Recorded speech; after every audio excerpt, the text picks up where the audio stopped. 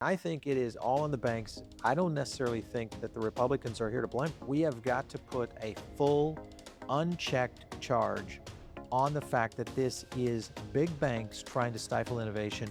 September is now back in play. Thune did something that I have not seen him do before. He says we are getting Clarity Act queued up first thing when we come back from September.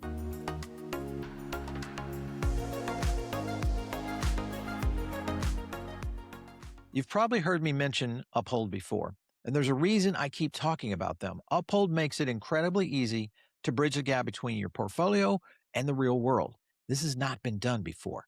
Their Uphold Debit Card is the best example of that. It lets you spend your crypto or your cash anywhere Visa is accepted, all while earning 4% back in XRP on every purchase. It's the easiest way to stack rewards on your daily spending. Download the Uphold app for more and get started. Welcome back into another episode of the XRP podcast. And today is the final day of clarity.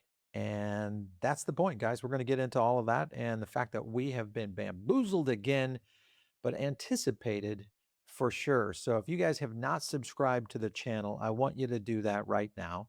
Take some time, get in as a member, actually, because when you are a member, you're going to get a chance to get some access to a lot of these videos before everybody else. So what I have started to do is make many of these videos, especially with some of our better interview guests, is give it to you guys first, the ones that are supporting the channel. We appreciate that. That's the reason that we can go out and do this kind of research and, of course, get our teams put together. So if you're not a member right now, go over and join as a member right here on the channel. Very easy to do and get started here. Let's just go into it right now. I want to start with this issue right here, and that is the Politico article. And of course, this is John Thune hitting on a few points of them saying, we're going to punt, we're out of here. Friday is here, we are done, and we're on our way home.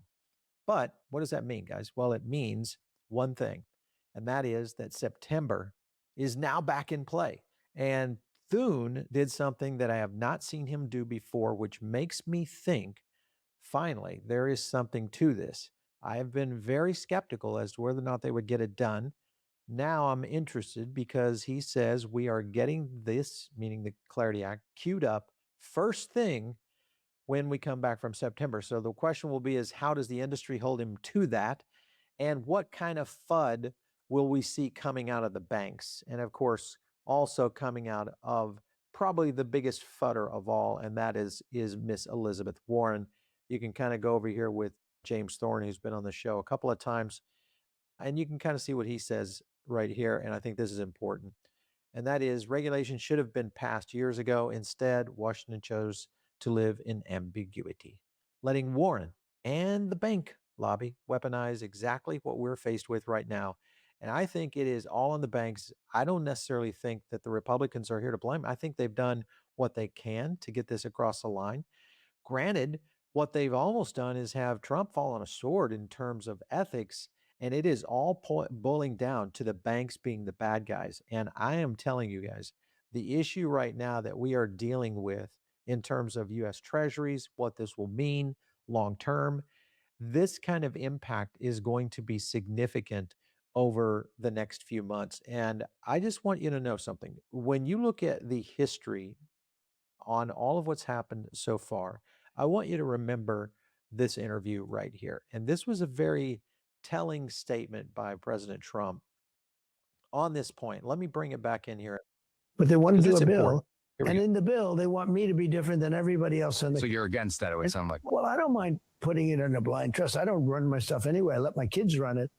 And I never even talked. I never talked to them about things. If they want to go into it, they're not involved in government. I don't talk to them about government. I don't talk to them about much other than to say, I love you kids. They're good kids. But we don't want to see China take over crypto. I don't want to see China win with AI. All right. So you can see Trump is conceding we're fine with this. The regulatory alignment here on this ethics issue, I don't think this was ever an issue. I think Trump was ready to concede this. And it's ironic that we are continuing to see a push now and what appears to be I think, going to be led by the banks. Here's Eleanor Tarrant hitting on this very point. Vibes in crypto are mixed right now. Many are angry. A lot of people I know that you guys are very angry. But if you look on the bright side, Thune said he'll cue this up in September, whether you believe him or not. Sometimes it's like, Boy Who Cried Wolf. And this is a concern right now. The next few weeks, we'll continue to work to find out the latest pieces of common ground. I think this all boils down to the banks, guys. We have got to put a full, unchecked charge on the fact that this is big banks trying to stifle innovation to protect their land moat that they have right now on the overall market. And this is going to pay big time in the midterms if, in fact, that Republicans or Democrats are cued in to whether it's the banks, APAC, you name it, who is paying these lawmakers to make these kinds of bad moves in general. Here, of course, was Coinbase talking about this. This is disappointing that the Senate was unable to begin consideration of the Clarity Act this week. We appreciate Thune's.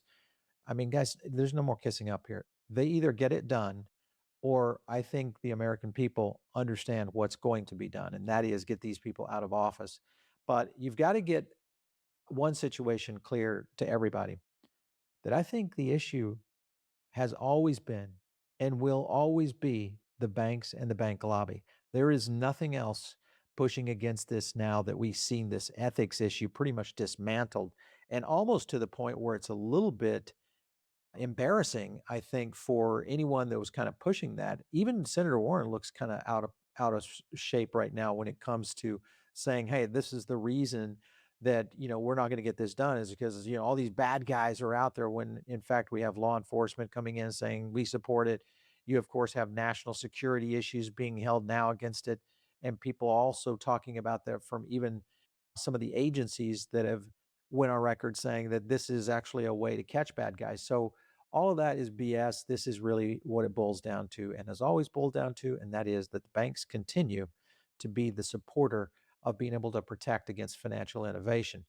One other thing I want to showcase here, and that is the date and the time. Here's the calendar right here for the Congress calendar. You guys can go over and pull this up, but right here, I want to kind of zone in on September. And what you've got is the 14th is when they come back into session.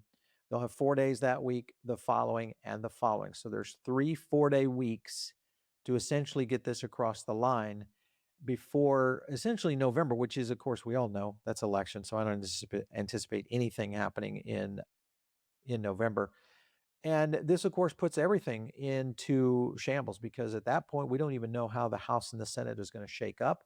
With the likelihood of what's been going on in Michigan, we are going to see some different makeups of how this government is built. And I think this will only push clarity further into 2027, more likely past the next president. So be aware, guys, that's a huge issue right now.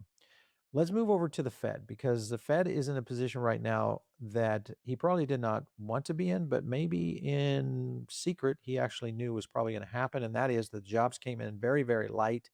We lost 23,000 jobs in July against the expectation of 85,000. So that's basically 100,000 swing, over 100,000 swing.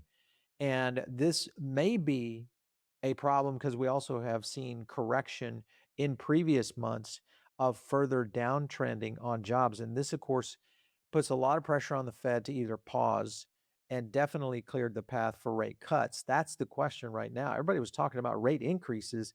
And it's kind of funny when you look at how the Wall Street Journal and many of the financial um, journalists have been out there kind of pushing Warsh. Why are we doing hikes? Why are we doing that? It's all theater because in reality, if Trump and I think Warsh in this particular case were understanding the softness of the market, maybe he, by not providing guidance, was simply letting the market do the talking for him. And that is exactly is what has happened here with the jobs number.